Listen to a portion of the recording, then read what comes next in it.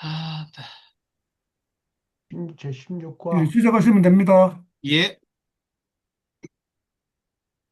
자, 16번째 시간입니다. 오늘은 분배 정의에 관해서 한번, 어, 말씀을 나누어 보도록 하겠습니다.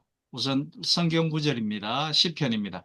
가난한 자와 고아를 위하여 판단하며 곤란한 자와 빈궁한 자에게 공의를 베풀지며. 아멘.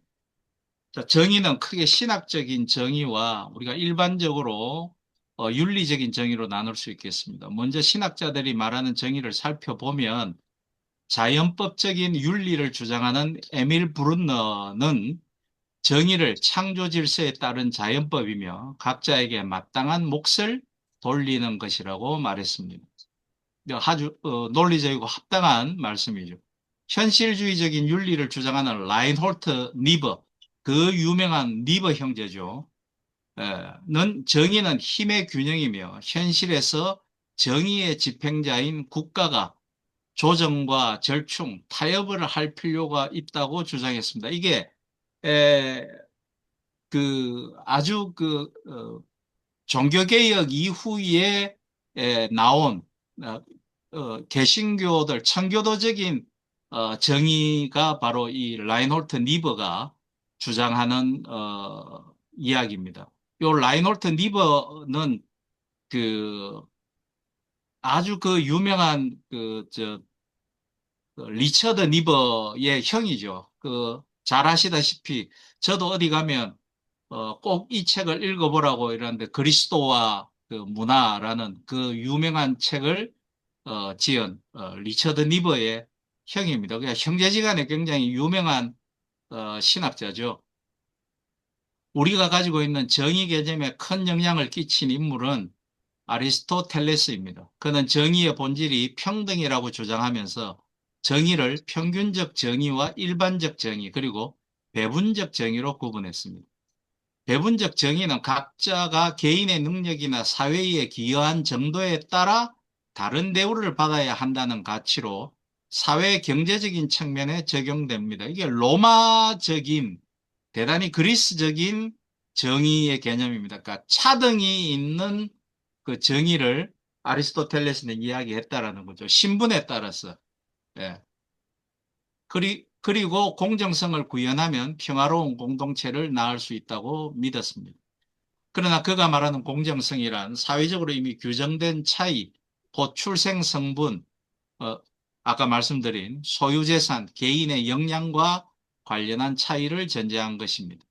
그러므로 아리스토텔레스가 내세우는 정의란 질서 유지입니다. 현상 유지인 것이죠. 이런 정의는 안정성을 유지시켜 주는 규범과 제재를 놨습니다. 따라서 정의는 응보적 정의, 곧 사회 안정과 통합에 순응하는 자에게는 보상을, 위반한 자에게는 형벌을 내리는 체계를 뜻합니다. 아마 한국 사회에서 대부분 주장하는 정의가 바로 이 차등의 정의, 아리스토텔레스가 주장하는 정의에 가깝지 않나 생각합니다. 그게 기억을 더듬어 보시면 제가 최근에도 봤는데요. 서양의 법정에 새겨져 있는 그 정의의 여신 동상과 우리 한국 법원에 새겨져 있는 정의의 그 여신 동상이 다른 거 아십니까? 서양은 눈이 가려져 있습니다. 정의의 여신이. 그리고 저울을 들고 있죠. 근데 한국은 두 눈을 뜨고 저울을 뜨고 있습니다. 이거는 개인적인 판단에 따라서 이 저울추가 움직일 수 있다라는 걸 보이는 것 같아서 제가 참 한국 사회가 이렇구나 그런 생각이 듭니다. 그렇다면 한국 사회가 추구하는 정의는 무언가 아직도 차별이 존재하는 정의가 아닐까. 그런 거죠. 그러나 성경은 이런 배분적 정의가 아니라 회복적 정의에 관심이 있고 하나님은 그렇게 말씀을 하시죠. 다시 말해서 공정한 배분이 아니라 약자에 대한 긍휼과 권리의 회복이 정의라는 것입니다. 놀라운 것은 긍휼로 번역된 히브리어 레헴이 같은 낱말인 자궁으로 변형되고 이사야서에서 그래서 긍휼은 자궁 같은 모성애로 해석될 수 있다는 것입니다. 그러니까 한마디로 하나님은 사랑이시다. 그러니까 모든 것에서 사랑으로 그것을 이야기해야 된다. 근데 오늘날 하나님의 사랑이 많이 떠나 있는 것 같아서요. 어, 특별히 아모스나 이사야, 예레미야 같은 예언서들은 정의와 공의, 즉 미슈파트와 체다카를 짝으로 묶어 사용함으로써 공평한 배분만이 아니라 사회적 약자에 대한 배려라는 회복적 정의를, 그러니까 주로 미슈파트가 정의라고 해석이 되지만 이 미슈파트에 대한 의미는 주로 경제적 정의에 가까운 것입니다. 그래서 체다카는 법적인 정의, 즉 공의를 그렇게 이야기하는 것이고, 그래서 그것이 회복적 정의라는 거고, 그래서 이미 하나님은 우리 인간들에게 경제적 정의가 얼마나 중요한 것인지에 대해서 말씀해 주시고 있는 거죠. 이거 굉장히 중요한 겁니다. 제가 부교육자 때, 그 장로님과 담임 목사님 회의석상에서 제가 이런 말 한 적이 있습니다. 부교육자들을 굶기지 마십시오. 그들에게 정당한 노동에 대한 사익에 대한 대가를 지불하십시오. 그렇지 아니하면 부교육자가 도덕질을 배우게 됩니다. 부교육자가 도덕질을 배우고 욕심을 내는 순간 그 사람이 담임 목회를 하면 교회는 무너지게 되어 있습니다. 그게 굉장히 중요하거든요. 우리는 사실은 경제적 정의보다 더 중요한 건 없습니다. 사람이 나에게 올바른 임금을 지불하지 않으면 우리는 그때부터 도둑질을 시작합니다. 그 제가 경제학 교수하면서도 제가 기업체 컨설팅을 많이 했거든요. 제일 먼저 가면 제가 그 이야기부터 합니다. 예, 정당한 임금을 지불하시는 그 사람들에게 걸맞는 급여를 주고 계시는 그 굉장히 중요합니다. 10원 더 주면 사람들이 일 더 열심히 하게 되어 있습니다. 일부러 10원을 더 줄 필요는 없지만, 그러나 개인적인 성향으로 대표가 긍휼로 야 너희들 돈 더 집에 자식이 많으니까 필요할 텐데 하고 더 주면 반드시 충성하더라고요. 예,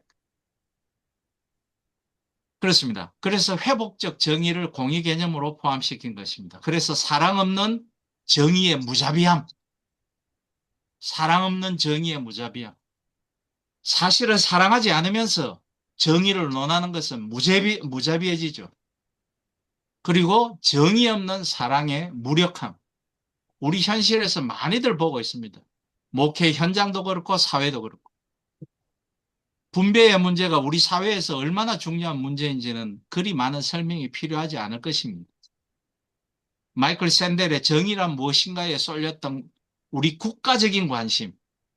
얼마 전에 또 이 마이클 샌델이 한국에 왔대요. 그러니까 이재명 대통령하고 만나는데 그 이재명 대통령이 그런 말을 하더라고요. 당신이 강연하고 그 책을 낸 게 한국에서 히트해가 당신은 한국인들의 교수 같다라고 이렇게 칭찬하는 모습을 제가 또 본 적이 있어요. 그리고 이어 토마스 피케티의 21세기 자본을 대하는 반응은 다른 철학이나 경제학 서적의 경우와 분명 달랐습니다. 사실 분배 문제에 대한 관심은 꼭 오늘날에 국한된 것도 아닙니다. 경제학의 한 분야인 개임 이론에서 다루는 분배의 문제도 그에 못지않게 흥미롭고 깊이 있는 주제입니다. 이게 개임 이론에서도 분배 문제를 다루는데요. 그런 거는 그 인터넷에서 한번 찾아보시면 너무 깊이 가실 필요 없어. 이 개념으로 하는구나만 보시면 상당히 재미있을 수 있다라는 거죠. 그러니까 분배가 제대로 되지 않았을 때 이 경제 주체들이 어떻게 움직이는가, 어떤 행동을 하는가, 그게 행동 경제학적인 측면도 있고요. 네. 주로 게임이론은 죄수의 딜레마라 그래서 죄수 둘이에게 어떤 가장 좋은 이 사람들한테 이익을 주는 게 어떤 거냐, 범죄를 저질러 놓고 그런 문제에 관한 것인데 그 경제학이 깊어지니까 아주 그런 문제까지도 다 하는 거죠. 자, 피케티는 다음의 말로 분배에 대한 중요성을 강조하였습니다. 부의 분배는 매우 중요한 문제여서 경제학자, 사회학자, 철학자들에게만 맡겨둘 수 없다. 저는 이것에 대한 해결책이 바로 가장 먼저의 해결책이 성경에서 제시된 것들이다. 이렇게 말씀을 드리는 거죠. 정의에 대한 문제는 특히 사회정의라는 형태로 현대 세계에서 빈부의 격차, 사회경제적 착취, 불평등, 차별, 인권 침해, 정치적 억압, 군사적 폭력적 대립과 항쟁 등의 여러 문제를 고발하고 그 해결을 구하는 인도적 인류적 과제를 제시하는 것으로서 주목을 받고 있습니다. 조금 덜 받고 덜 주고 더 받고 어, 더 많이 주고에서 분쟁이 생기고 갈등이 생기고 그것이 큰 싸움으로 번지고 사회적으로 그런 이슈가 되는 것이겠죠. 성경이 말씀하는 정의를 한번 보겠습니다. 성경에서는 많은 경우 공의를 뜻하는 히브리어 체다카와 정의를 뜻하는 미시파트가 버터를 바른 빵이라는 단어처럼 공의와 공평과 정의라는 한 단어로서 즉 중언법으로 사용됩니다. 이렇게 쓸 수도 있고 저렇게 쓸 수도 있고 때에 따라서. 크리스토퍼 J.H. 라이트는 현대를 위한 구약윤리에서 그는 공의와 정의를 사랑하시며 세상에는 여호와의 인자하심이 충만하도다라는 말씀을 대표적으로 인용하면서 공의와 정의는 구약 성경에서 가장 큰 단어 두 개를 하나로 묶고 있다고 말한다는 것입니다. 즉 사랑으로 묶고 있다라는 것입니다. 구약 신학자인 김건주 교수, 느헤미야 연구원이시오. 통합 측 목사님이죠. 성경에서 미시파트와 체다카는 공평과 정의로 해석하는 것이 좋고 정의는 마음을 같이 하는 것과 연결되며 공의는 하나님의 법도의 근거에 이루어지는 올바른 사회 질서를 가리킨다고 말합니다. 그렇기 때문에 성경에서는 공평이 문맥에 따라 법, 관습, 제도, 규례, 재판, 판결, 심판, 구원까지 넓은 영역의 의미를 지니게 된 것이라고 김건주 교수는 설명합니다. 하나님께서 자신에게 마음을 같이하고 순종하는 사람들, 대표적으로 아브라함 등에게 의롭다고 인정하신 것이 바로 정의를 의미합니다라는 말입니다. 라고 말했습니다. 하나님께 자신의 마음을 완전히 같이하고 죽기까지 순종하신 분이 바로 예수 그리스도죠. 따라서 우리의 의가 아닌 예수님의 정의를 통해 우리가 구원을 얻게 되었습니다. 예수님의 예를 드신 그 교훈의 말씀들 중에 60% 이상이, 6할 이상이 경제정의에 대해서 말씀하고 있습니다. 꼭 달란트가 등장을 하죠. 그만큼 경제가 중요하다라는 말씀을 하고 계시는 거거든요. 그리고 재판에 끌려가시기 전에 마지막으로 하신 게 바로 그 회당 성전 정화 사건이시잖아요. 경제적 정의를 세우시는 거죠. 장사하는 곳이 아니다.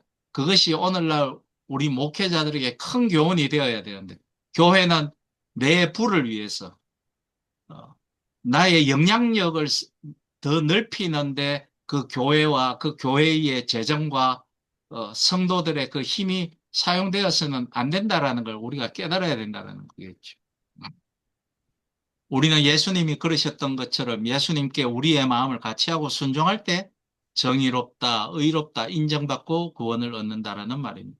김건주 교수는 하나님께서 주신 말씀에 마음을 같이하여 따르는 것이 하나님께서 보시는 인간의 의로움이고 인간의 처지를 보고서 하나님께서 불쌍히 여기시고 바로 잡으시고 건지시는 것이 하나님의 의로움이며 그래서 많은 경우 하나님의 정의는 하나님의 구원과 같은 의미를 지닌다고 이사야서 56장, 62장에서 설명하고 있다는 겁니다. 또 김건주 교수는 이웃에 대해 정의를 행한다라는 것은 단지 불의를 보고 참지 못함만이 아니라 다른 이의 어려운 처지에 대한 긍휼이 우선이고 우리가 배를 오랫동안 골게 되면 처음에는 자기 자신을 한탄하다가 나중에는 이를 갈게 되죠. 그리고 그것이 사회적인 원한으로 그 마음이 돌려지게 됩니다. 그래서 옛 속담에 사흘 굶어 남의 집 담을 안 넘는 자가 없다라고 이야기하는 거죠. 근데 오늘날 교회에서 사회의 이데올로기는 이제 좀 잊어버리고 왜 교회가 사회에 굶는 자들을 향해서 사회에서 억압받는 약한 자들을 향해서 왜 교회에서 그렇게 신경을 쓰지 않는지 저는 참 이해하기가 어렵습니다. 그래서 일반적인 정의 개념에서 구약의 정의는 긍휼이 포함된 개념이라고 말합니다. 예. 아울러 구약에서 공평을 의미하는 체다카도 인애와 자비를 의미하는 헤세드와 함께 쓰이는 것을 볼 수 있고 지금도 이스라엘에서는 금요일 그 저녁 6시 되면 문을 다 닫아야 되죠. 왜냐하면 그 안식일을 준비하기 위해서. 그때 그 빵집이라든지 생물을 파는 과일집이라든지 모든 것을 밖에다가 내놓습니다. 그 사람들 거지가 없죠. 그저 가서 장을 보듯이 그냥 가져가면 되죠. 그때 그 내놓는 그 음식물들 공짜로 제공하는 것을 헤세드라고 한다고 하지 않습니까? 사람을 향한 하나님의 사랑이 그 안에 담겨 있다고 말합니다. 따라서 하나님의 사랑과 정의는 분리될 수 없고 인간의 사랑과 정의도 거기에서 분리될 수 없다라는 것입니다. 자꾸 인간이 그 안에 욕심을 넣기 시작하고 거기에 이데올로기를 깔기 시작하면 우리 교회에서만 하는 무엇이 되고 예, 내가 하는 무엇이 되고 예전에 어떤 제가 참 존경하는 제 친구가 있는데 목사입니다. 같이 신대원을 다니진 않았고 초등학교 동기고 그럽니다. 아주 부산에서 지금 큰 교회를 담임을 하는데 제가 담임을 어디 이제 교회 중년교회에 담임을 할 텐데 화분을 보낼 거 아닙니까? 쭉 주변에 우리 노회의 목사님들 보내는데 저희 지금은 이제 다 큰 저희 큰딸이 제 친구 목사가 보낸 화분에 쓴 글을 보고 아빠, 이분은 다른 목사님하고 다르시네요. 제대로 된 목사님이네요. 이 말을 하는 겁니다. 네가 왜 그렇게 느꼈냐?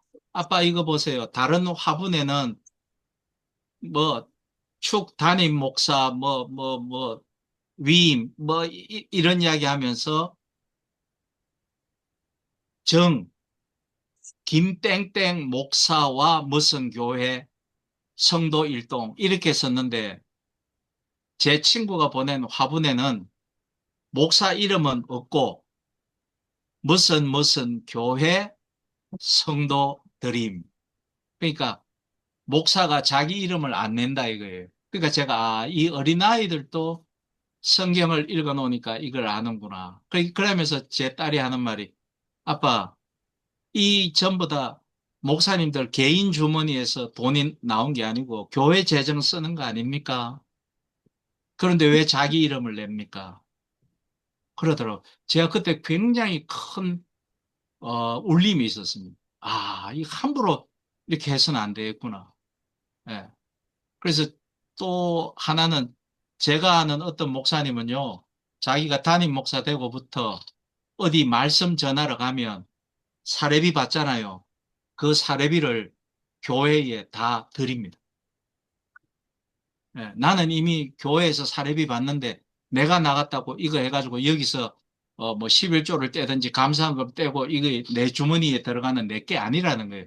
나는 이미 교회에서 사례를 받기 때문에 내가 이 교회의 담임 목사가 아니라면 이런 사례비를 주지 않을 것이다. 그러니까 이거는 교회로 드리는 게 맞다. 제가 이렇게 대단한 목사님들이 있구나. 그런 것도 울림이 있었습니다. 그래서 이웃의 고통을 보고 아파하며 사랑하는 마음에서 그들을 돌보고 그들이 겪고 있는 고통의 문제를 근본적으로 해결하기 위해 법과 제도를 바꾸는 데까지 나아가는 것이 바로 성경이 말하는 사랑과 정의라는 말입니다. 또한 의와 공의가 주의 보좌의 기초라는 말씀과 구름과 흑암이 그에게 들렸고 의와 공평이 그의 보좌의 기초로다는 말씀을 보면 공의와 정의는 단지 신도들의 사회적 책임 수준을 의미하는 것이 아닌 하나님 나라의 핵심을 뜻한다고 김건주 교수는 말하고 있습니다. 아울러 하나님께서 아브라함을 부른 것도 바로 공의와 정의를 행하도록 하기 위함이었습니다.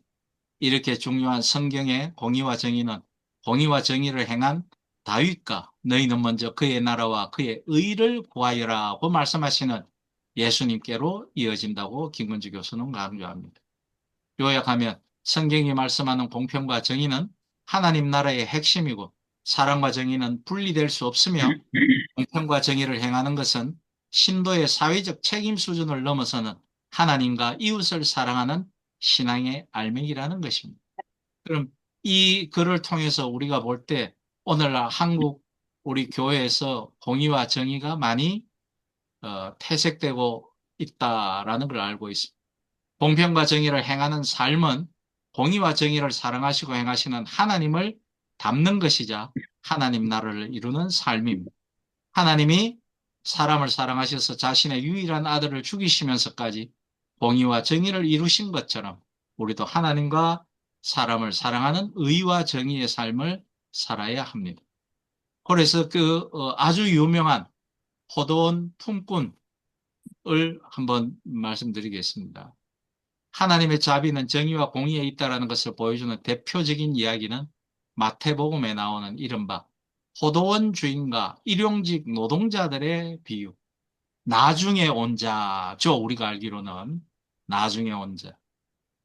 아침 일찍부터 와서 종일 일한 품꾼들과 저녁 늦게 와서 겨우 1시간 정도 일한 품꾼들에게 똑같이 하루의 품삯, 한 데나리온을 지급한 자비로운 포도원 주인 이야기죠.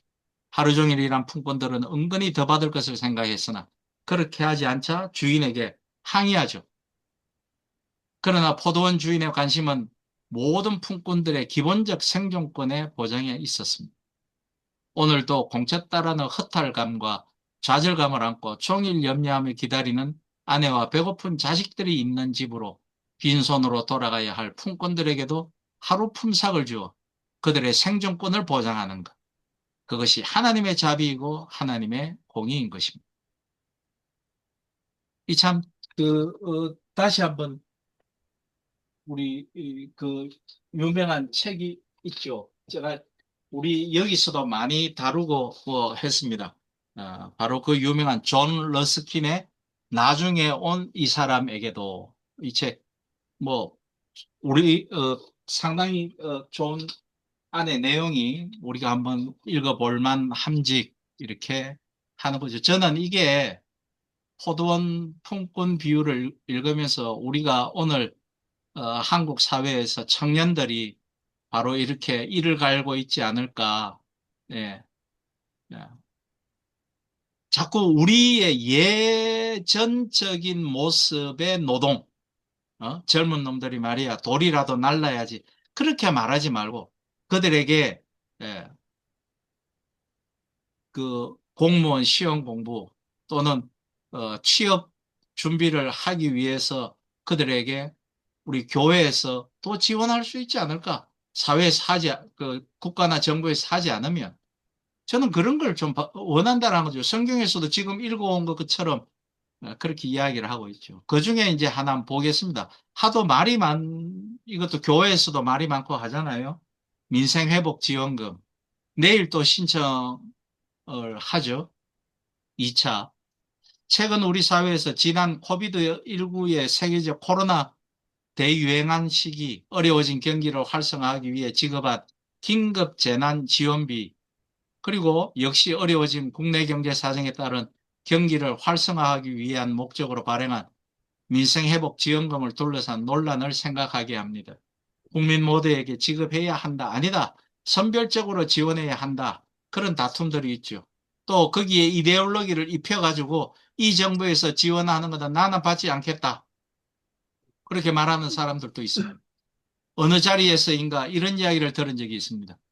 왜 일하는 사람들이 내는 세금으로 일도 하지 않는 사람들에게 주어야 하느냐? 국민 모두에게 주는 것은 옳지 않다고 흥분하면서 빨갱이 정부라 그런 것 같다라는 거죠. 대한민국은 막 이데올로기 이야기하다가 딱 두 단어면 끝나는 적입니다. 요즘은 전라도 이야기 잘 안 합니다. 예전에 경상도에서 이야기다 저 전라도 아이가 이러면 이야기 보통 끝나죠. 또 하나는 그거보다 더 큰 영향력은 뭡니까? 뺄게이죠.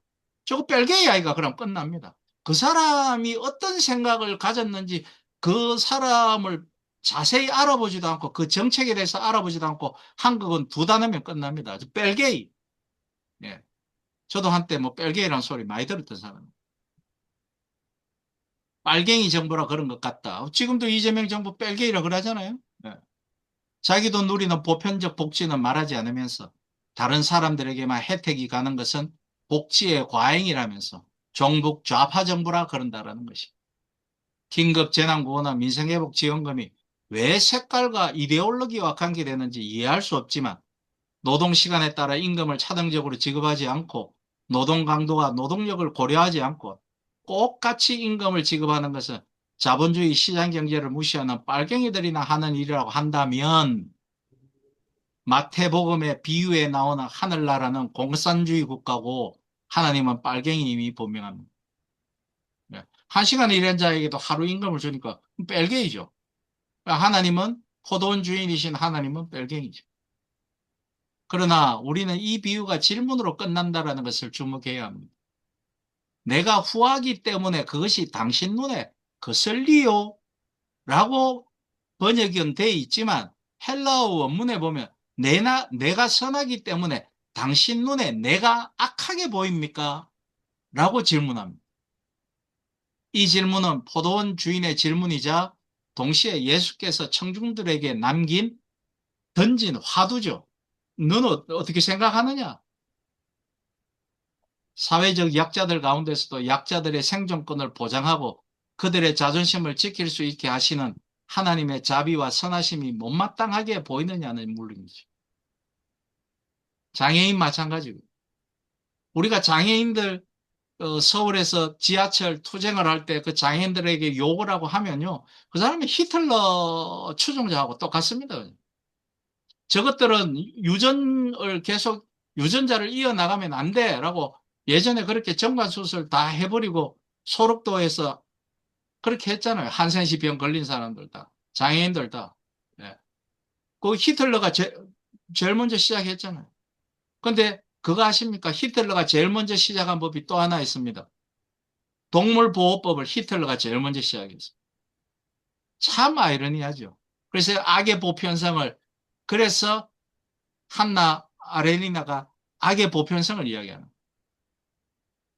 누구나 다 악인이 사탄이 될 수 있다라는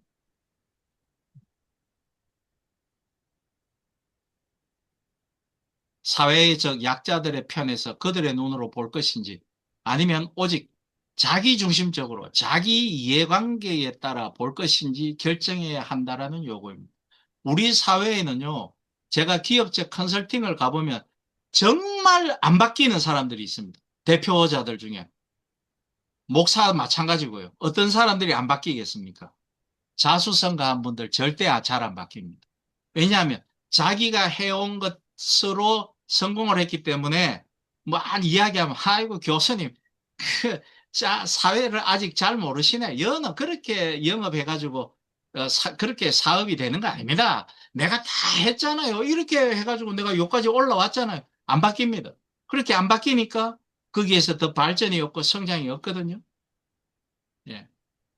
그래서 자기가 보는 게 그냥 하나님의 눈으로 말씀하신 것을 읽으려고 하지 않고 자기가 보는 거로. 목회자들도 그런 분 많잖아요. 개척해가지고 어느 정도 규모의 교회 사이즈를 키우고 나면 그다음부터 말 절대 다른 말이 귀에 안 들어옵니다. 예. 공부 안 하는 거는 뭐 물론이고요. 우리 사회는 어느 때보다도 사회적 대타협이 필요한 때입니다. 사회적 대타협은 평등한 분배적 정의의 실현이 아니라 성경의 정언처럼 가난한 사람과 고아를 변호해주고 가련한 사람과 궁핍한 사람에게 공의를 베푸는 데서 가능한 것입니다. 왜냐하면 하나님은 성경에 나오죠. 상한 갈대를 꺾지 않으시며 꺼져가는 등불도 끄지 않으시고 진리로 공의를 베푸시는 분이시기 때문입니다. 이사야서 42장 3절의 말씀 아닙니까? 상한 갈대를 꺾지 아니하며 꺼져가는 등불을 끄지 아니하고 진실로 정의를 시행할 것이며. 사도 바울은 하나님께서는 여러분들에게 그리스도를 믿는 것뿐만 아니라 또한 그리스도를 위하여 고난을 받는 특권도 주셨습니다고 말합니다. 교회는 믿는 특권은 누리려고 하면서 그리스도를 위하여 그리스도께서 자신을 동일시하신 사회적 약자들을 위하여 고난받는 특권은 피하려고 해서는 안 됩니다. 한국 교회가 우리나라의 사회적 대타협에 기여하기 위해서는 한국 교회는 어느새 기득권이 되어버렸죠. 그래서 요즘은 보니까 거의 정치적 파티의 성격을 띠고 있다. 이런 생각이 많이 들었습니다. 특권은 피하려고 해서는 안 됩니다. 한국 교회가 우리나라의 사회적 대타협에 기여하기 위해서는 그동안 누려온 기득권적 특권을 과감하게 내려놓고 그리스도를 위하여 그리스도와 함께 고난받는 특권을 오히려 기뻐해야 할 것입니다. 예, 이상입니다.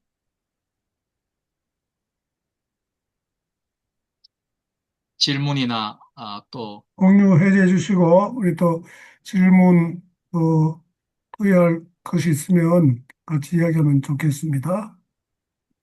공유는 좀 해제해 주시고, 예. 강의를 다 들었는데, 마이크도 좀 그 다음에 비디오 좀 켜주시고요. 오늘 뭐 이야기, 어느 정도는 우리가 알고 있는 이제 그런 내용이기도 한데, 어, 이 강의를 들으면서 이런저런 뭐 생각도 또 들기도 하고, 참, 이런 그 문제를 갖다가 어디서부터 이 고쳐야 될지, 참 그런 것부터 많은 게 고민이 됩니다. 먼저 좀 질문이나 아니면 좀 같이 이야기하고 싶은 거 좀 이야기하시면 좀.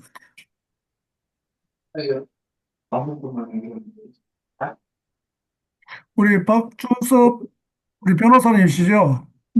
요? 예. 저기 마이크를, 예. 변호사님이시니까, 이, 이제 억울한 그런 사람들 이렇게 많이 또 이렇게 만나시기도 하고, 또 그들의 고충도 많이 듣고 이렇게 하실 것 같은데, 특별히 뭐, 어느 분야가 뭐 더 전공인지 모르지만, 경제적으로 좀 억울한 일을 당한다든지, 뭐 이런들이 한두 사람이 아닐 것 같고요. 그래서 그런 현실을 어느 정도 좀 간단하게라도 좀 이야기를 해주시면 좋을 것 같아요. 아, 아니, 사적인 얘기하는 게 적절해 보이진 않습니다. 과거에 일하면서 1년에 이제 기회 되는 대로 조금씩은 이렇게 그런 일들 특별하게 오면 비용이나 이런 거 고려하지 않고 해야 되는 정도 했고, 지금 뭐, 그런 정도 일 해왔습니다. 특별히 뭐, 제가 다만 그, 이제 이런 것들은 생각해 왔었어요. 이제 이런 계기가 있으면 이제 저희들 또 전문직이다 보니까 자기가 했던 특별한 일들에 대한 특별한 사건들에 대한 얘기들도 많이 하지만 요즘 저도 뭐 희석이 되고 있습니다만 궁극적으로는 이제 주어진 일들에 얼마나 제대로 잘 이렇게 이게 대가 거래 관계에 돈을 받는 만큼이 아니라 제대로 이제 담아서 일하느냐, 뭐, 이게 더 중요하다는 생각은 해 왔었습니다. 오히려, 뭐, 기회 주신 김에 한 말씀을 드리면, 한국교회가 지금 이제 저도 마찬가지입니다만, 지금 온통 이제 뭐, 가난하거나 어려운 사람들 또 고아와 가와 나그네를 돌보라는 취지의 말씀에 따라 사는 게 아니라 한쪽에서는 정치적인 편향에 빠져가지고 지금 뭐 근본주의나 기독교 이단에 엉망진창이 돼 있고 또 통상의 기독교는 또 너무 좀 제도화된 상황에서 교회 안의 문제에 매몰되어 있는 게 아닌가 싶은 생각은 하고 있습니다. 이 문제들을 어떻게 풀어나가야 될지, 특히 한국 개신교, 저도 뭐 개신교에 몸담고 있습니다만, 개신교와 관련돼서 이 문제를 어떻게 해야 될지 진짜 걱정이 많이 되고 있습니다. 이런 부분들 오히려 이렇게 어르신들하고 한번 좋은 말씀 나누고 싶습니다. 이거 어떻게 경진해 나가야 될까요? 네, 걱정입니다. 그래서 우리가 다양한 뭐 주제로 이제 이야기를 또 하고 또 의견도 나누고 이렇게 하는데 지금 오늘 뭐 이진근 우리 박사님 교수님이 참석하셔서 신학자로서 이제 많은 이제 연구도 하시고 업적도 있으신데 그 이제 그 전공을 누구를 했습니까? 몰터만 했습니까? 저요? 예. 아, 많은 사람들이 오해하는데, 지난번에도 제가 칼바르트 신학 변화 강의했잖아요. 칼바르트 교회론으로 박사 논문을 아, 썼. 예, 예. 그 제가 일반 제자이기 때문에 또 음, 몰트만 책을 여러 번 번역하니까, 음, 번역했으니까 내가 몰트만에 대해서 연구한 걸로 착각하시는데, 예, 물론 예. 몰트만에 대해서도 음. 책을 여러 가지 예, 그래서 제가 썼는데, 이제 좀 질문을 드리고 싶은 거는 이제 네.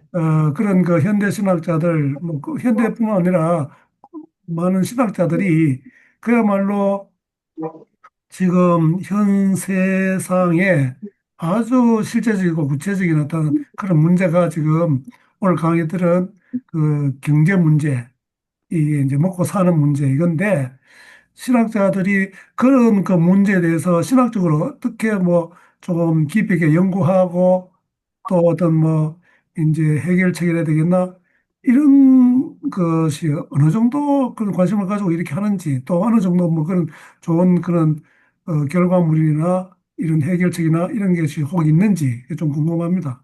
아, 네. 사실 신학대학교 커리큘럼은 막 짬뽕이에요. 너무 많은 과목을 막 수박 겉핥기식으로 가르치니까 심화하고 깊이 들어가는 거는 없어. 그래서 그 과정에 있는 사람들은 대학원 가고 박사까지 가는데 제가 서울신대뿐만 아니라 다른 대학을 쭉 가 이제 우리가 사는 게 사실 먹고 사니즘, 먹고 사는 게 가장 중요하고 신약 성승에도 구약에도 마찬가지지만 아까 말씀대로 경제 문제를 상당히 많이 다루고 있는데 경제와 하나님의 나라와 굉장히 밀접하게 관련되어 있다는 게 성경 안에도 곳곳마다 증언하는데 신학대학에서 정치신학을 따로 가르치는 교수도 거의 드물지만 정치신학, 정치신학이라는 말, 경제신학을 가르치는 교수가 전무합니다.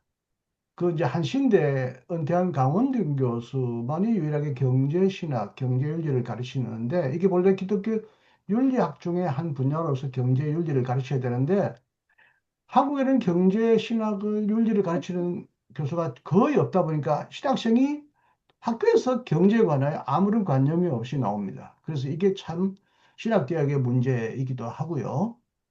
또 이제 또 아무리 신학대학에서 잘 가르쳐도 현장에 가면 완전히 목사님 밑에 쪽노로 돼야 되니까 자기가 배운 대로 설교하거나 강의하거나 못 가르칩니다. 목사님에게 눈치를 잘 보여야 월급도 잘 받고 쫓겨나지 않고 우리나라는 부목사만큼 직업적인 안정성이 없는 데가 없습니다.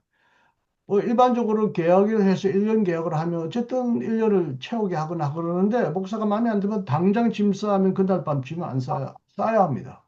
그 정도로 부목사의 직업적인 안정성이 없어가지고 부목이 신학대학에서 제대로 경제 윤리를 배웠다 하더라도 설교할 수 없습니다. 한국 강단은 경제 윤리 혹은 정의를 외치는 강단은 아마 한신대 기장 쪽 외에는 전혀 없을 거예요. 그리고 경제에 대해서는 교회가 아예 설교를 안 합니다. 이제 부자들이 교회 헌금을 많이 내고 부자가 교회의 주인을 노릇하니까 돈에 대해서 뭐 분별이 정인이 하는 부자들에게 눈치 보느라고 목사들은 설교 못하는 일악순환. 그래서 사실 대학의 교육부터 개혁을 해야 하는데 교수들이 뭐 경제 신학을 공부를 하고 또 경제윤리나 신학을 공부하는 건 매우 어렵잖아요. 사실 학부에서 경제학을 공부하고 그다음에 경제윤리까지 나아가면 좋은데 경제학을 공부하고 신학대학 교수가 된 사람은 전무하기 때문에 참 황폐한다 하다 이런 면에서 참 안타깝게 생각합니다. 제게 발언권 주셨으니까 한마디 말씀드리는데, 제가 나가는 교회는 제 제자가 하나님 나라를 우리가 품는다, 하나님 나라를 선취한다, 그런 목적으로 한 27년 전에 개척해서 강남에 있는 조그만 교회인데, 한 40명 모이는 교회인데, 절반이 40, 50대고 절반이 20, 30대입니다. 젊은이들이 왜 많이 있는지는 정확하게 모르는데, 우리 교회에서는 최다카 사역이라는 게 있습니다. 12조를 가급적 많은 분들이 내게 해서 11조를 은행에 저축해서 은행을 만듭니다. 이자를 받고 교인들이 필요할 때마다 저리로 혹은 공짜로 12조 내는 사람들은 무이자로 빌려주고 또 반환하는데, 거의 뭐 떼먹는 사람은 없습니다. 또 하나는 청년들 중에 진짜 어려운 사람들에게 그 최다카 헌금으로 일정한 부분 소득에 도움을 줍니다. 누가 받는지 누가 주는지 알리지는 않습니다. 서로가 오해를 받거나 상처 주니까 소규모 최다카 위원회에서 저 청년은, 저 교회는 생활이 어렵다라는 걸 파악하고 어느 정도 매달 생활비를 지원해 줍니다. 이 최다카 사역인데요. 이렇게 최다카 사역하는 교회가 드물죠. 우리 교회는 굉장히 경제 정의 분야에 대해서 아까 품꾼의 비유라든지 이 설교를 담임 목사가 자주 합니다. 그래서 우리 성결교회 치고는 굉장히 예외적이고 독특한 교회인데, 다행히 저한테 영향을 받아서 하나님 나라를 죽어서 가는 게 아니라 이 땅에서 우리가 미리 선취할 수 있다. 품자. 그래서 하나님 나라를 실현하기 위하여 정치적으로는 교회 내에 어떤 계급 질서가 없습니다. 장로, 전도, 권사 이런 계급 제도를 다 없애고 모두가 입회한 이후에는 다 각각 위원회에 들어가, 예배위원회, 정원위원회에서 위원회에서 모두가 참여하고 거기서 결정하면 거의 목사는 그대로 받아들여서 필요합니다. 그래서 정치적인 차별은 우리 교회가 없앴고, 경제적으로 최대한도로 교회 헌금을 12조까지 낼 수 있는 분들은 내게 해서 그 나오는 돈으로 교회 어려운 사람들을 대여해주고 빌려주는 최다카 사역을 우리 교회에서 합니다. 근데 뭐 교회는 아까 말대로 뭐 미슈탑 정의가 미슈타파니 세례카니 하는 말을 강단에서 안 합니다. 부자 눈치 보느라고. 한국 교회는 경제에 의해서 아까 처음에 말씀하신 대로 그냥 만몬 신을 믿는, 하나님의 이름으로 만몬을 신는 교회가 다 됐죠, 뭐. 그래서 제가 질문은 아닌데요. 그 김근주 교수님은 여러분 언급하셨는데, 지금 김근주 교수님은 그 합동총회에서 동성애를 주장한다고 해서 지금 이단 지금 조사위에 올라가 있는 분인데, 최은 목사님은 위험하면 위험 안 받습니까? 뭐 아직까지 뭐 저한테는 크게 뭐 그런 건 없습니다. 예, 네. 그래서 지금 방금 이제 우리 이승은 이제 교수님이 이야기하신 이제 그런 실제적으로 구체적으로 그런 성도들이나 또 주위에 그런 사람들에게 도움을 주는 그런 교회가 잘 네. 알려지지 않지만은 또 작은 그런 교회에서 그런 걸 실천하고 있는 교회들은 조금 뭐 이것저것에 있기는 있는 것 같아요. 그런데 이제 제가 볼 때 그 장기려 박사님이 그 진짜 그 정신자 이제 그 이제 보험을 만들고 이제 그런 것이 다 지금 오늘 그 강의하는 어떤 그런 그 내용을 고 그렇게 그걸 주장하고 실천하지 않았나 네, 이런 좀 생각이 듭니다. 우리 이재일 교수님 이제 또 뭐 경제학자로서 이렇게 저 참석하시는데 오늘 강의 듣고 뭐 좀 더 추가나 아니면은 좀 이야기하고 싶은 거 또 질문 있으면 좀 하시면 좋을 것 같아요. 예, 뭐 강의를 잘 들었습니다. 잘 들었는데, 이 참 약자에 대한 배려가 성경의 정신인 거는 이제 아주 분명한데, 이거를 이제 구체화시키려고 하니까 참 쉽지 않은 것 같습니다. 그러니까 이 어느 정도까지 또 어떤 사람들에게 어느 정도까지 지원을 할 것인가, 이거를 참 에, 근데 각 교회마다 아마 또 그 여러 가지 여건이 다르겠죠. 달라가지고 아주 또 가난한 그 교회도 있을 거고, 또 중산층 교회도 있을 거고, 뭐 아주 뭐, 고소득층 교회도 있을 거고. 그래서 이제 이게 이제 그 교회 내에서만 하게 되면은, 어, 이게 가난한 교회하고 부자 교회에서 교회 내에서만 해가지고는 또 안 될 것 같아요.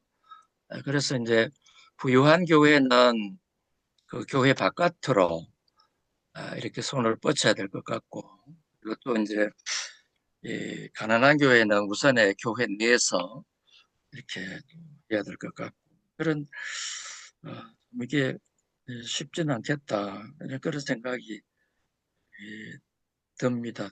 들고, 그리고 아까 이제 포도원 품권 얘기를 이제 그 예로 들으셨는데, 이게 아마 뭐 모든 임금을 동일하게 이제 주자 이런 얘기는 아닐 것 같고, 이제 여기서도 이제 1데나리온씩을 이제 일한 시간에 관계없이 이렇게 지불한 거는 하루에 그 최저 생계비, 아마 그 당시에 최저 생계비가 1데나리온인 것 같아요. 그래서 최저 생계비는 보장돼야 된다. 그런 뜻에서 어, 동일하게 지급되지 않았는가, 이런 생각이 들고요. 그리고 요거는 뭐 그 작은 문제이기는 합니다만은, 아리스토텔레스의 정의론에서 그래서 배분적 정의가 있고 평균적 정의가 있잖아요, 그죠? 배분적 정의는 어떤 국가 전체의 부나 혹은 소득을 나눌 때 기여도에 따라서 차등적으로 분배하는 것이 정의로운 거다. 이게 이제 동일하지 않는 것을 동일하게 하는 것도 이거 불이라고 얘기를 하는 거죠. 그러니까 뭐 열심히 일한 사람, 뭐 안 한 사람에게 똑같이 나눈다. 이것도 불이가 되겠죠. 그래서 배분적 정의는 우리가 차별이 필요한 경우에는 이 차별이 아니고 차등이죠, 차등. 차별이라고 하는 거는 근거가 없이 이렇게 불평등하게 대우하는 것을 차별이라 그러고, 근거가 있을 때는 이제 오히려 차등을 두는 것이 정의에 가깝다 보는 거고, 반면에 이제 평균적 정의는 무조건 동일하게 대우하는 거, 이거는 이제 두 가지가 있는데, 하나는 거래를 할 때는 등가로 교환해야 되겠죠, 그죠?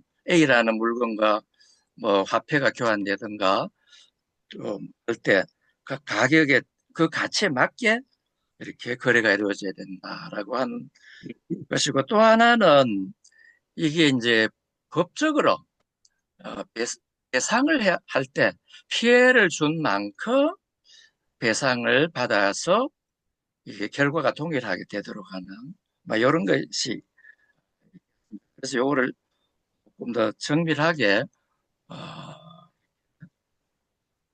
구분하는 그런 생각을 했습니다. 예, 감사합니다. 우리 이경영 선생님, 혹시 좀 이야기 하실 수 있겠습니까? 지금 마이크 켜시고 혹시 좀, 어, 그, 이건 좀, 제 개인적으로 좀 느꼈던 것인데요. 어, 제가 이제 교회를 이제 떠나면서 제가 그동안 그 11조를 했던 것이 있었을 거 아닙니까? 또 교회 헌금을 했었던 것도 있었을 것이고, 이제 그런 것을 보면서 이제 떠나면서도 실은 목사님이 그 커피 한 잔 사주지를 않더라고요. 그러면서 이제 어떤 생각이 들었냐면은, 야, 이건 내가 그동안 이 교회에다가 내가 이렇게 많은 교회 이 헌금, 그 건축 헌금부터 시작해서 감사헌금부터 해서 이렇게 했었는데, 아, 이런 대우를 받는구나. 물론 저는 이제 뭐 그거다운 관계없이 먹고 사는 지장이 이제 없다 보니까 별 신경 안 썼는데, 그러면서 어떤 생각이 들었냐면은, 교회에 헌금을 할 수 없는 그 형편에 계신 분들이 있을 거 아닙니까? 근데 그 형편에 있으신 분들도 어, 어떤 그 방법을 가지고서 그 헌금을 마련하는지 모르겠는데, 하여튼 간에 11조라고 하는 그 헌금을 하시고 감사헌금을 하시고 그러시더라고요. 하여간 교회에서 이렇게 헌금을 하게 하는 것이 방금 전에 말씀하신 그 포도원 품꾼의 상황에 비유해 봤을 때에 가만히 보게 되면은 그 기본적인 생계비에서 뭔가 뜯는 어떤 이제 그런 좀 기분이 좀 드는 것도 사실이었거든요. 교회에서 도와줘야 될 사람들에 대한 기본적 생존에 필요한 비용을 어떻게 해서 11조라고 하는 걸 통해서 저렇게 다시 또 착취해 가는가. 하여 그것이 성경적 정의에 어, 이렇게 부합하는 것일까라는 생각을 좀 많이 하면서 좀 고민을 좀 많이 해봤었습니다. 그래서 지금 이제 질문을 드리는 것은 과연 그게 온당한 행위일까라고 하는 것에 대한 우리 최현 목사님의 좀 고견을 좀 듣고 싶습니다. 예, 쉽기도 하고 어려운 이야기이기도 하지요. 대개의 경우, 목회자들이 교회 헌금 이야기를 할 때 꼭 빼놓지 않는 게 과부의 두 랩돈 이야기를 합니다. 음, 예, 그 없는 중에도 하루에 일용할 그 모든 그 일용할 것을 사야 될 그 돈을 다 들인 그 과부의 이야기를 강대상에서 하면서 없어도 하나님께 드리는 것은 하늘의 곳간을 채우는 것이니 내가 복을 안 주는지 보라 하신 말씀을 꼭 인용하면서 헌금을 이야기하죠. 근데 그게 예, 헌금을 그렇게 강제를 해서 되는 것은 아니죠. 헌금을 꼭 내라 마라 하는 것은 무슨 그 이자를 그 받는 것도 아니고 그래서 제가 그 어떤 신학자가 이런 이야기를 한 적이 있습니다. 기독교는 그리스에 가서 철학이 되었고 로마에 가서는 문화가 되었고 미국에 가서는 드디어 기업이 되었다. 돈을 벌기 위해서 예수를 판다라는 것이죠. 예. 그런 경우가 지금 아까 좀 전에도 제가 강의 들어가기 전에 울산에 있는 어떤 그 교회 이야기를 예를 드렸습니다만 그렇게 강제를 합니다. 그리고 또 제가 그 경제학 교수 출신으로서 목회자다 그러면 말씀을 어떤 때는 저를 잘 모르고 초청을 하면서 꼭 이야기를 합니다. 목사님, 우리 교회 성도들이 11조가 약합니다. 말씀 중에 그걸 꼭 좀 강조를 좀 해주시고 저희들이 새 성전을 준비하고 있는데 건축원금 이야기 꼭 합니다.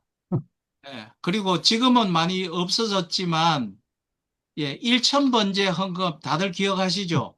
예전에는 어느 교회든지 다들 많이들 했는 것 같아요. 그 1,000번째 그 제가 말합니다. 대한민국 기독교가 얼마나 무식한지 그 1,000번째가 숫자로 넘버링 1,000번이라는 그 생각을 가지고 헌금을 봉투를 천장을 천장에 헌금 봉투를 받는다. 강제할 건 아니죠. 헌금을 강제할 수는 없습니다. 하나님이 예수님이 뭐라고 했습니까? 자의로 드려라. 구약에도 그렇게 자의로 드리라고 나오고 신약에도 나오잖아요. 그런데 마치 우리가 기업을 이끌어가고 조직을 이끌어가는 데는 반드시 이런 비용이 들고 재정이 들기 때문에 그걸 충당하기 위해서 근데 그것이 그 가난하고 연약하고 병든 자, 소외받은 자를 위해서 긍휼의 그 재정으로 쓰이는 것이 아니라 반드시 한국 기독교는 주차장을 넓혀야겠다. 또 새로운 예배당을 또 꼭 성전이라고 그러죠. 성전을 새로 증축해야 되겠다.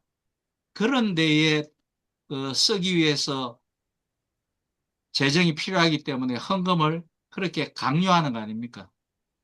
그래서 그런 거에 관해서도 목사들이 아까 그 목사님 말씀하신 것처럼 꼭 강남의 작은 교회 나가시는데 저는 아까 굉장히 큰 감동받았거든요. 아, 그런 교회가 있구나.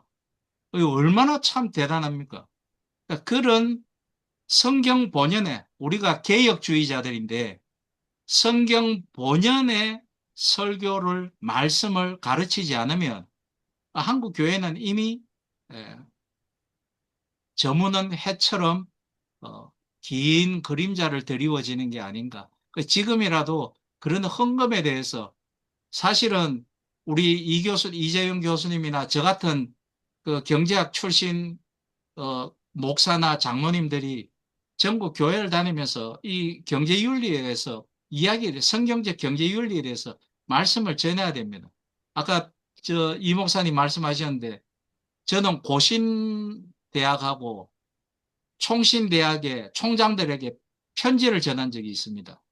한 10년은, 그러니까 이 신대원생들에게 최소한의 경제학 원론, 이 사람들이 교회에 나가면 반드시 조직을 이끌고 재정을 쓰고 하기 때문에 경제학 원론이나 경영학 원론, 회계 원리 정도는 알고 가야 된다.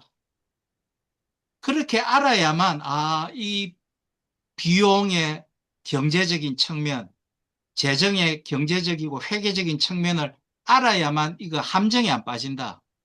자기들은 저도 담임 목사로 있어 보니까, 와, 막 들어오니까 이거 내 것 같대요. 교회 것이 아니라, 하나님의 것이 아니라, 그 가기 전까지 제 것 같더란 말씀입니다.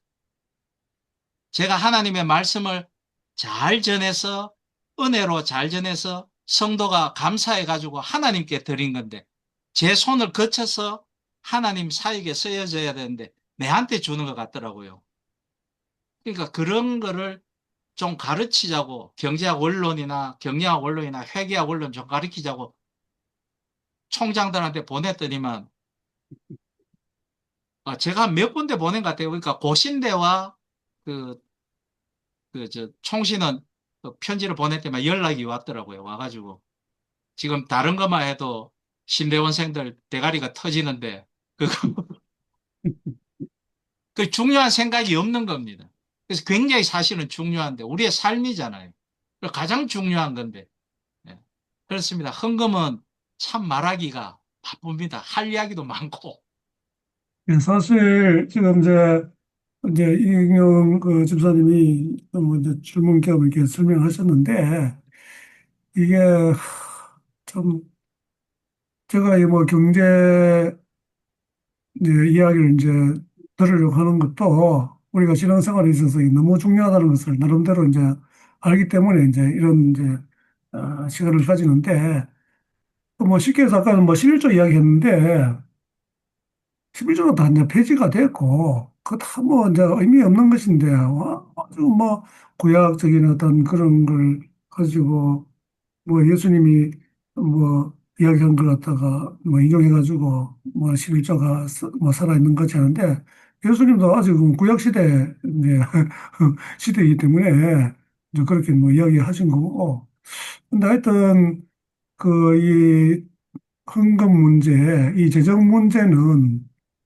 그야말로 이게 이제 황금신을 섬기는, 만몬신을 섬기는 이게 신과 같은 그런 이제 파워가 있어가지고 거기에서 벗어난다고 하는 게 진짜 쉽지 않은 것 같아요. 근데 저도 뭐 이제 조금만 한적 간 적이지만 제가 개척해가지고 한 10년 반을 사역했는데, 저는 설교하면서 헌금에 대해서 한 번도 설교한 적도 없고요. 11조는 아예 뭐 폐지됐다는 거뭐 이미 다 알기 때문에 그런 거 아예 뭐 봉투도 그런 거 없는데, 이제 제가 이제 제자도를 계속해서 이제 이야기를 했거든요. 그래 가르쳤더니 사람들이 자연스럽게 헌금을 많이 하게 되더라고요. 그리고 11조는 제가 뭐 말도 안 했는데 다 어디서 다 듣고 와가지고 11조하고 그래 헌금을 해요. 그래서 제가 그거까지는 내가 뭐 하지 마라 이렇게 하기는 그렇고 이제 그래 이제 나도 그래 했는데 그래도 뭐 나름대로 제가 이제 좀 설명을 하고 그런데 나름대로 어떤 그런 기준으로 뭐 이렇게 생각하고 뭐 그래 하는 것 같아요. 그래서 제가 돌이켜 보니까 뭐 성도다 그렇게 많지도 않고 했지만은 이 뭐 마이너스 된 적은 없고 또 이제 외부에서 나름대로 후원도 해주고 이래 하니까 어려움이 없이 지냈는데 이게 이제 교회가 어느 정도 좀 사이즈가 되고 뭔가 이렇게 좀 이렇게 힘을 좀 가지게 되면은 이게 뭐가 변질이 되는 게 아닌가 이런 좀 생각이 들어요. 그래서 저는 궁극적으로 이 우리 재정 문제, 돈 문제에 대해서 그 사람이 얼마나 깨끗하고 정직하고 정의롭고 그야말로 이제 흠잡을 데 없는 이제 자기의 어떤 욕심이나 이런 게 없는 그런 사람의 신앙이 그걸로 다 이야기는 할 수 없지만 상당 부분을 이야기할 수 있는 그런 하나의 척도가 되겠다 하는 그런 정도로 생각을 하고 있어요. 우리가 뭐 뭐 목사님들 많은데 겉으로는 뭐 얼마나 설교 잘하고 뭐 이래 합니까? 그런데 실제 그 삶의 현장에 보면은 그렇지 않은 게 너무 많기 때문에 그야말로 이제 베풀고 좀 섬기고 이런 좀 삶을 살면 좋겠는데 그거는 뭐 그래 목사님이 그렇게 하면은 성도들이 그 자연스럽게 그 따라간다고 저는 보거든요. 그래서 저는 야고보서 설교를 열심히 해야 된다고 봅니다. 그런데 제가 지금 이제 다른 교회 또 이제 한 달에 한 번씩 해가지고 한 두 교회를 야고보서 이제 설교를 하는데 그러니까 제가 그때 그 야고보서 옛날에 이제 사역할 때 한 20번 넘게 했더라고 회수로. 그래가지고 한 반 정도 이제 하고 있는데 그거 뭐, 야구보서는 뭐, 제가 이게 설교를 하면서도 이게 뭐, 내가 구태에 이렇게 설명을 해야 되나 하는 이런 생각이 들 정도로 너무 이렇게 구체적으로 잘 이렇게 이제, 적나라하게 이야기하고 있기 때문에 야구보서를 많이 읽고 이렇게 또 가르치고 하면 참 좋겠다 싶은데 의외로 한국교회에서 야구보서가 많이 설교 안 되는 걸로 또 알고 있거든요. 하여튼, 이거는 너무너무 이제 중요한 그런 이제 문제고, 우리가, 이 땅에 살아가는 동안에는 거기에서 이제 벗어날 수가 없기 때문에, 어, 진짜 이게 너무 그 자본주의에 거기에 완전히 이게 뭐라 해야 되노? 그 폐에 완전히 그 찌들어가지고, 교회가 이 망가지고 있는 그런 부분들이 많지 않은가, 이런 좀 생각이 듭니다. 우리 이정만 목사님은 또 마이크를 켜놔서 한번 좀 한마디 좀 하시고. 예. 오늘 그 교수님 강의 감사히 잘 들었고요. 그 강의 중에 헤세드의 사랑 말씀도 하셨는데, 음, 카톨릭에서 사랑의 카리타스인데요. 이게 영어로 체리티거든요. 그 약간 자비예요. 그래서 이제 자선 사업을 카톨릭은 많이 하는데, 개신교는 상대적으로 카톨릭보다 매우 적습니다. 노블리스 오블리주인데요. 우리는 이걸 좀 뛰어넘어야 된다고 생각하는데요. 그 목사님 강의하실 때 그 포도원 품꾼의 비유예요. 보통 비유를 누가복음은 그 바리새인이나 서기관들에게 한 걸로 되어 있는데 마태복음은 주로 제자들에게 한 걸로 되어 있습니다.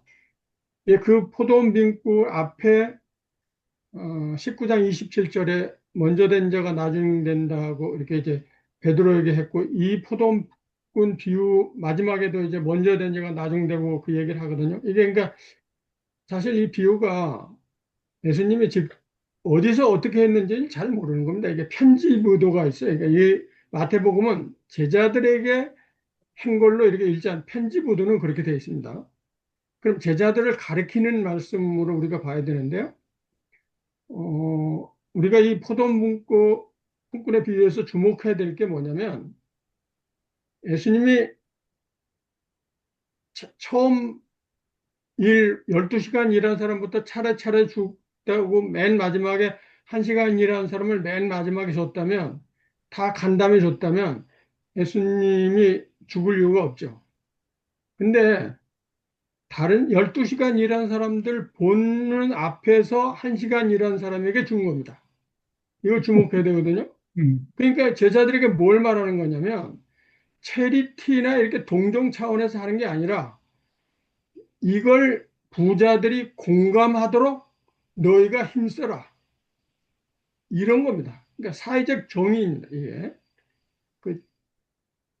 제데카가 그런 겁니다. 이게 구원이라는 겁니다. 그러니까, 부자가 노블리스 오블리제 차원에서 하는 게 아니라, 이재일 교수님 말씀하신 것처럼, 하루 생활비죠. 하루 생활비. 정당한, 그러니까 아무리 적게 일했어도 하루를 살 수 있는 인간의 존엄을 가지고 있다. 이걸 정당하게 일한 사람, 모든 사람이 동의하도록 너희가 힘써라. 그러니까 사회적 제도를 이루는데 힘써라. 제자들에게 그렇게 가르치는 내용이라고 저는 생각합니다. 예, 좋은 네. 해석 같습니다. 우리 김동일 목사님도 한마디 이제 해야 안 되겠습니까? 꼭 해야 되는 것은 아닌데. 그러니까 미슈파트 최대가 늘 강조를 많이 하니까. 예. 예, 저는 개인적으로 오늘 최 목사님께서도 인용을 하셨는데, 창세기 18장 19절, 아브라함을 부른 이유가 제다카와 미슈파트를 아브라함과 그의 가족들, 그의 권속들이 행하도록 하기 위해서 불렀다. 예, 이것이 저는 굉장히 깊숙하게 좀 다가왔습니다. 예, 그게 참 오래전부터 그 성경 구절을 보고, 미슈파트와 제다카의 그런 관점에서, 그냥 공의와 정의, 이 관점에서 신구약을 읽어야 한다. 그리고 우리가 믿음으로 의롭다함을 얻는다 하는 것도 그 의의는 바울이 이해한 그 디카이오슈네, 그리고 설명하는 그 디카이오슈네가 구약의 미슈파트와 제다카를 종합한 것이지, 이걸 분리해서 뭐 이렇게 개인적인 어떤 차원에서 혹은 뭐 어떤 다른 방식으로 설명한 것은 아니었다. 이게 개인적인 차원과 사회 정의라는 그런 차원에서의 총체적으로 이것을 포함하고 있는 그런 개념이다. 이렇게 이제 이해를 하면서 성서가 얼마나 경제에 대해서 정말 깊게 이야기를 하고 있는가. 이것을 우리가 좀 아는 것이 중요하다는 생각이 들었습니다. 그러니까, 어, 그, 어떤 우리가 지식이나 개념이 있어야 그걸 가지고 생각을 하고, 그러면서 그걸 실천에 옮길 수 있는 이게 되는데, 이게 이제 브레인이 없으니까 뭐 실천 자체가 안 되는 거죠. 그러니까 성서를 읽어도 자꾸 수박 거달기로 읽게 되고, 내가 어떻게 하면 목회자는 교회를 부흥시킬까, 또 이제 경제적으로도 좀 튼튼한 교회로 할까, 뭐 이런 등등의 이제 이런 식으로 자꾸 나가게 되는데, 제가 한 몇 주 전에 아주 쇼킹한 이야기를 하나 들어서 잠깐 소개를 드린다면요. 어떤 목사님이 카페를 운영을 하셨어요. 그러다가 이제 카페에 손님도 없고, 뭐, 그저 한 달에 뭐, 한 몇십만 원, 한 돈 100만 원 벌기도 힘든 이제 그런 상황이고, 또 몸도 편찮으시고 이래가지고, 다른 어떤 교회 다니는 여집사님이 그 카페를 이제 인수해가지고 경영을 하게 됐다고요. 그러니까 그 다른 교회 다니니까 그 다른 교회 그 목사님이 이제 신방을 오신 거예요. 신방을 오셔가지고 무슨 말씀을 하시냐면, 여기에서 발생하는 세금 내기 전에 매출, 여기에 대한 11조를 내라. 그것을 몇 번 강조를 하시더라는 거예요. 그래 그 이야기를 그 저희 친구 목사님이 이제 듣고는 화가 막 머리 끝까지 난 거예요. 제가 이제 무슨 말씀을 드리고 싶냐면 정말 아까 우재영 목사님도 말씀하셨지만 저는 교회가 11조를 지키라고 하면 그거는 안 된다고 생각하거든요. 갈라디아서 말씀처럼 왜 율법을 지키라고 하느냐 이런 식으로 그 바울이 정말 저주를 받을 거라고 하면 그렇게 화를 내면서 다른 복음이라고 말했던 것처럼 적어도 그 신약의 교회는 이제 11조를 이야기해서는 안 된다고 생각합니다. 저는 그래서 어느 교회 방문해 가지고 11조 헌금 봉투 있잖아요. 그러면 아, 이 교회는 정말 수준 이하구나. 딱 그렇게 생각합니다. 성경에 대해서 율법과 은혜 여기에 대해 기본을 모른다. 예, 이거 우선 이제 그 점을 강조하고 싶고요. 그다음에 예수께서 이제 희년의 성취 이것을 선포하시고 이제 말씀을 많이 하셨는데 그 관점에서 신구약을 좀 읽어보는 것이 중요하지 않느냐. 결국에는 거기에는 자유와 평등이거든요. 저는 그렇게 읽어져요. 그리고 우리가 율법이 이제 지키지는 않지만 율법의 정신을 가만히 보면 너무너무 멋있는 그림들이 있어요. 예, 땅을 지파별로 다 나눠주고, 그 다음에 그 무상으로 주는 거 아닙니까? 다 땅 수저예요. 예. 땅 수저로 기본 소득이 보장이 된단 말이죠. 그 다음에 11조도 다른 것은 내지 마라. 너희들이 무슨 무역을 했다거나 무슨 뭐 어떤 간의 공업을 했다거나 이건 11조 안 해요. 그냥 땅에 대한 소출에 대한 소득과 그 다음에 소와 양을 기른 거 이것 가축에 대한 11조만 이제 받아 그것도 제사장 레위인 그 다음에 그 사회적인 약자들을 돕기 위해서 했다 이 말이죠. 이제 그런 그림 자체가 너무너무 멋있는 그림이잖아요. 그러면은 또 이제 빚을 진 사람은 7년 만에 다 빚을 그냥 면제해 주라. 그다음에 희년이 되면은 땅도 이제 원주인에게 소유권을 다 돌려주라. 이 노예도 해방시켜줘라. 이런 것 그림이 있고 그다음에 또 하나 정말 가슴 벅찬 그 율법에서 말하는 그림은 뭐냐면요. 저는 추수법이라고 생각합니다. 이게 어떤 식이냐면 포도원에 그 가난한 사람들이 들어가서 시큰 배 터지게 먹으라는 거예요. 대신 광주리를 들고 와서 그걸 따가지고 나오지는 말아라. 예. 그런 거라든지 아니면은 그 이삭을 줍지 말라. 예. 그다음에 모퉁이는 베지 말라. 추수를 다 했는데 저 모퉁이들은 다 남겨놓은 거예요. 그러면은 마음이 더 후한 사람들은 모퉁이를 더 많이 남겨놓을 거고. 그죠? 그러면서 자식들이 보기에 교육이 될 거 아닙니까? 아, 우리는 왜 이렇게 모퉁이를 남겨놔? 아, 이거 주님께서 말씀하신 거야. 이게 율법이야. 이렇게 하면서 사회적인 약자들을 위해서 이게 그 부를 분배하는 이런 것을 이제 하도록 그렇게 그런 시스템을 마련해 놓고 그 구약의 성취가 신약이라면 신약교회는 당연히 그런 정신을 그죠? 그 제도 그 자체를 그대로 한다기보다는 정신을 힘써 이렇게 지키는 방향으로 그렇게 해야 되는데 아까 말씀하신 것처럼 너무 신학교에서 경제에 대한 거 가르치지도 않고 그다음에 기본적으로 그 목회자분들이 우선 성서의 경제에 대한 그런 그 이해가 너무나 부족한 것이 애석한 현실이 아닌가 그렇게 생각이 듭니다. 그다음에 혹시 이제 어떤 뭐 장학제도라든지 구제라든지 혹은 금방 그 이신경 교수님 말씀하신 그 교회에서 하는 그런 것처럼 그것은 이제 생각이 분명하면은 그 교회마다 나름대로 이제 할 수 있다 이 말이죠. 예. 제가 이제 그 목회하던 시절에는 교회 예산의 50%를 바깥으로 쓰자 이렇게 했어요. 예. 처음 시작에 그거를 정관에다가 아이가 못을 박아놓고 했어요. 예. 그래 하니까 또 그게 되더라고요. 예. 11조제도 없앴어요. 없고 헌금 봉투는 백지 봉투 하나만 딱 감사헌금 봉투 하나만 그렇게 하고 그렇게 했었어요. 근데 아무도 거기에 대해서 이의 제기하지 않고 열심히 참여하고 예, 그랬던 그런 그 추억이 있습니다. 말 좀 길어졌습니다만은 항상 교수님, 우리 목사님 통해서 많은 것을 배웁니다. 고맙습니다. 제가 이제 뭐 강의뿐만 아니라 여러 가지 이제 신학적인 주제로 이제 이런저런 이야기를 듣고 이렇게 하면은 상당히 이제 그 방법론적인 뭐 이런 그 이야기들이 많이 나오거든요. 물론 뭐 그것이 이제 또 필요하고 또 그런 것이 어느 정도 효과도 이제 얻고 이래 하는데 저는 이제 오늘 뭐 경제 그 문제를 이야기했지만 근원적으로는 우리 각자가 인간에 대한 이해가 어떤가? 이게 진짜 중요하다고 봅니다. 그 뭐냐면 모든 인간이 하나님의 형상이다. 우리가 똑같은 존재다.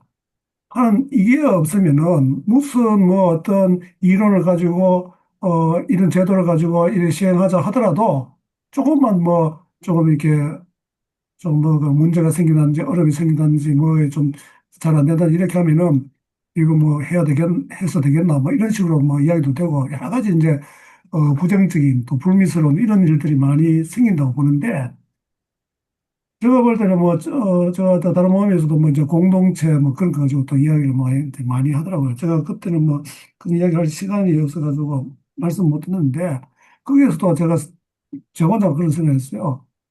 이거 뭐 공동체 좋은 거 뭐 다 하는데 그러면은 결국 우리가 그 공동체나 우리 지금 이제 교회 어떤 재정이나 이제 불쌍한 사람들을 돕고 뭐 이렇게 이제 하는 그 정의와 공의를 실천하고 하는 이런 그 바탕에는 진짜 하나님의 형상이라고 하는 이제 그런 이해.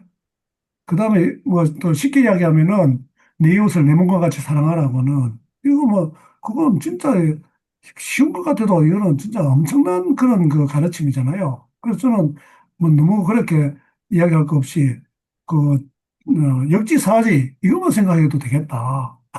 그런데 우리가 이제 기업을 또 운영하는 사람이라든지 이제 사용자의 입장에서 이 고용인에 대해 가지고 어떤 마인드를 가지고 있는가? 그야말로 이게 뭐 이제 하인 취급하고 뭐 내가 부리는 사람이고 뭐 이런 식으로 생각하는 게 상당히 많다. 대부분이 그렇다 이게 이제 보거든요. 그러니까 제도가 필요한데 제도 이전에 우리가 왜 이런 제도를 실천하는가, 시행하려고 하느냐, 그 근본적인 늘 좀 생각을 해봐야 되는데, 그것이 결국 인간이 하나님의 형상이라고 하는, 또 우리가 똑같은 평등한 그런 존재라고 하는 거. 그 단지 우리가 이제 개인적으로 뭐 좋은 유전자를 태어나고 좋은 환경에서 자라고 뭐 이렇게 한 사람과 그렇지 않은 사람, 이런 거는 우리가 다 이게 해명할 수는 없지만은, 적어도 우리가 가져야 될 그 기본적인 어떤 생각은 이제 그런 생각과 그런 자세가 아닌가. 그게 안 돼 있으면은 제도가 아무리 좋아도 그게 시행되는 게 좀 힘들지 않겠나. 그리고 그게 상당히 형식적으로 또 될 가능성도 없지 않아 있을 수 있겠다 하는 이제 이런 것도 생각하게 되고요.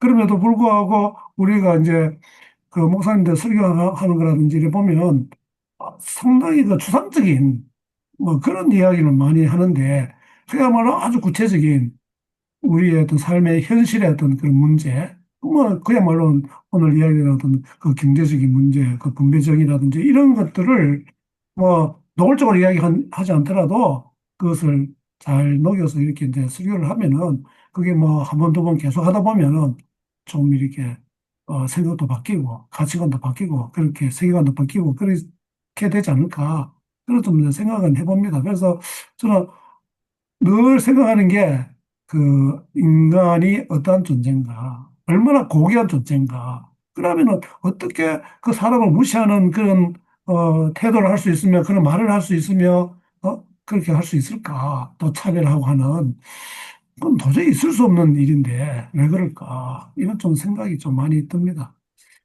벌써 한 시간 반이 됐네요. 예, 또 이야기하고 싶은 거 제가 있다고 예, 한번 한 예, 말씀만 예, 예. 제가 제가 딱 한 말씀만 더 예. 한 드리고 말씀 싶은데 한 번씩 하세요. 첫 번째는 아까 그 우리 그 이 집사님이 질의하신 것 중에 그것과 일맥상통해서 그 우리가 프로테스탄트라고 하잖아요. 개신교인들을 그 이야기하는 여러 가지 그 단어들이 있는데 그 중에 하나가 우리가 프로테스탄트인데 사실은 종교개혁 이후에 우리 금방 그 우목사님 말씀하신 거하고 일맥상통을 하지만 우리에게 달려드는 수많은 잘못된 것을 우리가 거부하고 반대하고 우리 순수한 성경적인 하나님의 말씀을 지켜나가야 되는데 그거를 못 지켜나가고 다시 종교개혁 이전으로 돌아가는 것들이 있습니다. 그게 바로 11조입니다. 그게 어떤 의미냐 하면 우리 개교회에 남아있는 주술적인 것이 남아있습니다. 우리가 사실은 종교개혁을 한 이유 중에 캐톨릭의 주술적인 거, 성인을 숭배한다든지 성물을 숭배한다든지 이런 것 중에서 개신교인들이 가지고 있는 주술적인 게 내가 11조를 하면 그에 상응하는 복을 받을 것이다. 내가 11조를 한 만큼 하나님은 나한테 물질적인 것으로, 재정적인 것으로, 경제적인 것으로 주실 것이다. 그런 마음이 있다면 이거는 잘못됐다라는 거죠. 그건 신학자들이 여러 명 지적합니다. 특히 종교개혁 이후에 리처드 호프스테터라는 역사학자가 미국의 반지성주의라는 책을 썼죠. 한번 읽어보시기 바랍니다. 그러면 미국에서 개신교회가 얼마나 타락했는 걸 한국에 전해줬는지 잘 아실 수 있고, 요거 마지막으로 말씀드릴게요. 그 거꾸로 읽는 교회사, 예. 이거 꼭 읽어보시기 바랍니다. 예. 이거 굉장한 도전을 예, 예. 아유, 예, 우리 다 썼네. 예, 저도 뭐, 거의 다 읽어봤습니다. 예, 그 말씀입니다. 예. 하여튼 감사합니다. 예, 예. 예. 예, 우리 예, 한 말씀 빨리 드리겠습니다.